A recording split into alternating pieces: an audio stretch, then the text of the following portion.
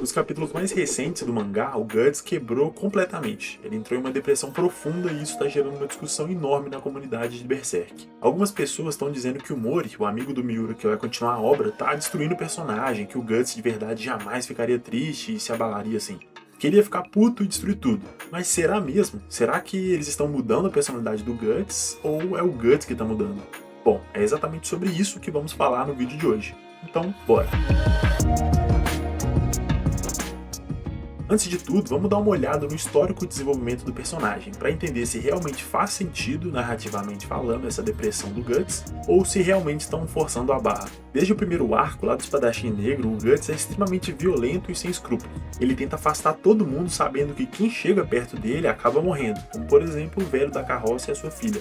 A gente vê um pouco disso mudar durante a Era de Ouro quando ele começa a deixar as pessoas se aproximarem dele, que leva a um trauma muito maior, como eu já falei nesse outro vídeo.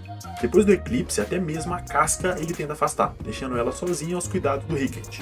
Ele afasta a Jill, aquela amiga da Rosine, durante o arco das Crianças Perdidas, e ele também faz a filha do apóstolo Rei, lá do arco do Espadachim Negro, odiar, para que ela tenha alguma coisa para se apegar e não desistir da vida. Tudo isso só começa a mudar de verdade quando ele passa a precisar de ajuda.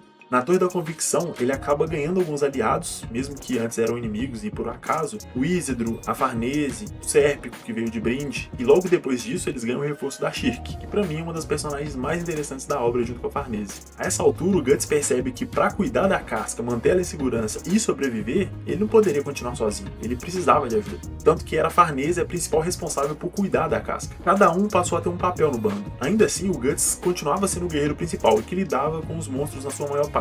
Claro que o Sérpico ajudava, a Shirk também, mas no fim do dia o Guts ainda confiava totalmente na sua própria espada. Isso é algo que não mudou desde a sua infância, que para conseguir dormir, o Guts precisava se agarrar na sua espada.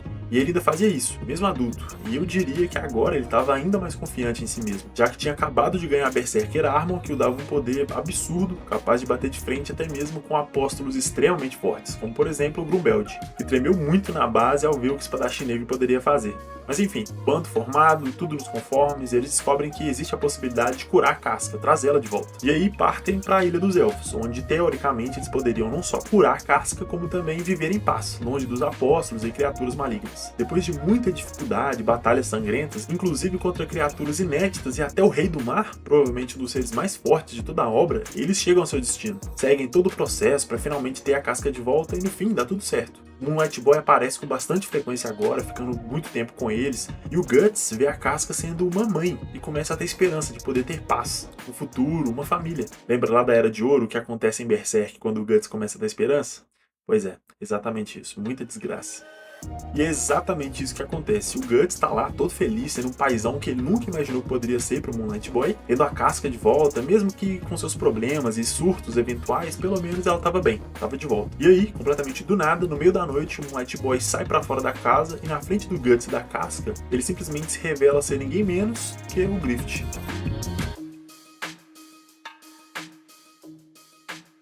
Mano, você tem noção do impacto disso? A revolta, o nojo, o ódio, a frustração que eles devem ter sentido naquele momento? A criança que eles estavam aprendendo a amar, a cuidar, um elo que unia o Guts e a Casca como nunca antes. Simbolicamente, o Moonlight Boy era a esperança de um final feliz. Tudo isso foi completamente destruído no momento em que ele se tornou não apenas o inimigo do Guts, mas o abusador da Casca. Aquele que destruiu completamente sua mente, sacrificou todo o bando do Falcão, matando todos os amigos que o Guts e a Casca já tiveram um dia. O Griffith destruiu a vida deles completamente. E agora ele estava ali, bem na frente deles. E então, completamente tomado pelo ódio, muito puto, o Guts parte pra cima dele. Até porque, tecnicamente, aquela era a oportunidade perfeita pra se vingar. Ele tava bem ali, protegido. Pelo menos era o que o Guts achava, né? Mas literalmente nenhum golpe o tinha feito. Era como se cada espadada não fosse nada pro Griffith.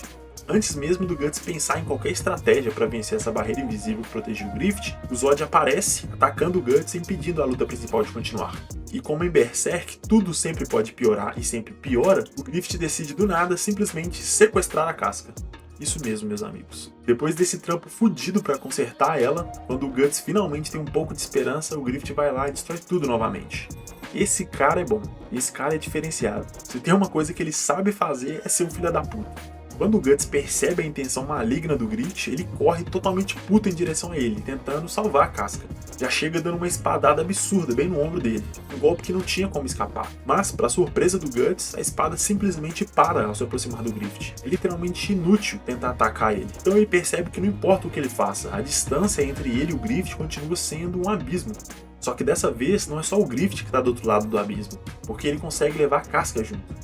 Ele sai voando com a Casca nos braços enquanto deixa o Guts lá embaixo, completamente impotente. Cara, eu não sei nem o que dizer, sinceramente. Tá pra nascer alguém que se fode mais que o Guts, puta que pariu. Ele quebra completamente ao perceber que não conseguiu acertar nenhum golpe sequer. E ali ele se dá conta que mesmo com a Berserker Armor, mesmo estando mais forte e mais habilidoso, sua espada foi totalmente inútil. E agora ele não havia perdido apenas uma batalha contra o seu rival.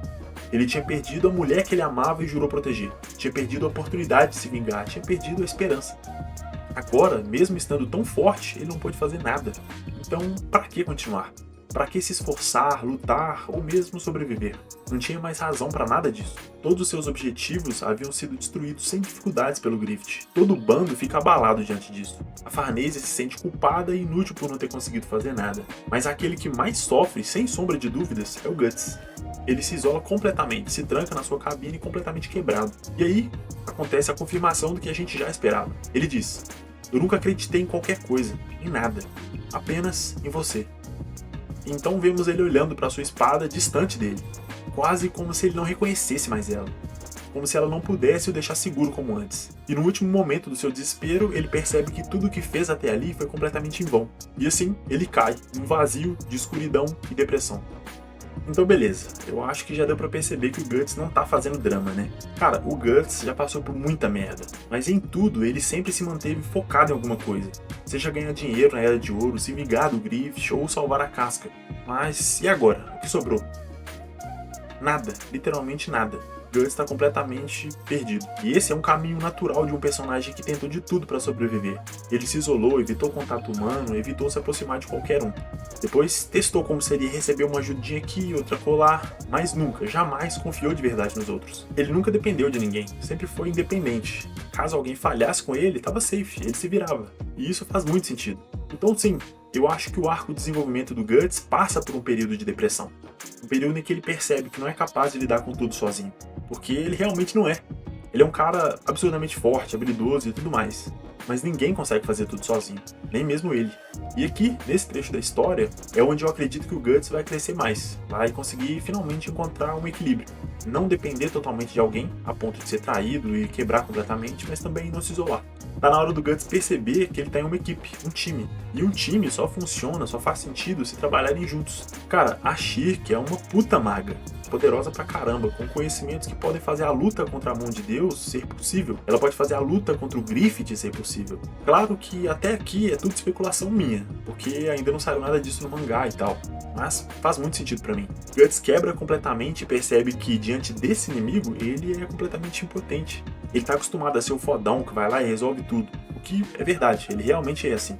Mas não aqui, não contra o Griffith. Então esse pode ser o momento perfeito em que ele encontra o jeito certo de lutar, em conjunto, parceria. Isso sem falar da besta interior, que tá lá, só espreitando pra tentar dominar ele. E se ele dominar ela primeiro? Como? Eu não sei. Mas sabe quem pode ter a resposta pra essa pergunta? A Shirk, as outras magas, elfos, criaturas da ilha. Todos eles podem ajudar o Guts de alguma forma. O que eu tenho certeza é que hoje o Guts não tem chances contra o Griffith. E mais ainda, ele tem toda a razão para ficar em depressão, ficar totalmente destruído e desanimado, desmotivado mesmo. Por muito menos, nós estaríamos bem pior que ele, eu tenho certeza. Mas enfim, obviamente, tudo isso é a minha interpretação do assunto, o jeito que eu vejo esse trecho da obra e da jornada do Guts. Agora é esperar e torcer para esse não ser o fim do Espadachim Negro, até porque ainda queremos ver ele partir do Griffith no meio, né? E eu espero que você tenha gostado do conteúdo. Berserk tá sempre me surpreendendo, é muito foda, impressionante. E se gostou, deixa um likezão aí pra fortalecer. O canal tá crescendo bastante rápido e tudo graças ao apoio de cada um de vocês. E por isso eu quero agradecer pelo suporte, pelos comentários de feedback, likes e principalmente pelo tempo de vocês, que sempre estão aqui apoiando o conteúdo e o trabalho. De coração, muito obrigado. E se tu ainda não se inscreveu, se inscreve aí, pô. Se os temas aqui te agradam e o que a gente fala te interessa, dá esse voto de confiança que eu prometo fazer valer a pena. O foco é sempre melhorar, então fiquem à vontade para dar dicas de temas, sugestões, críticas e tudo mais. O canal é nosso. Então é isso. Mais uma vez, meu muito obrigado, principalmente se chegou até aqui. Tamo junto, é nóis, e te vejo no próximo vídeo. Valeu!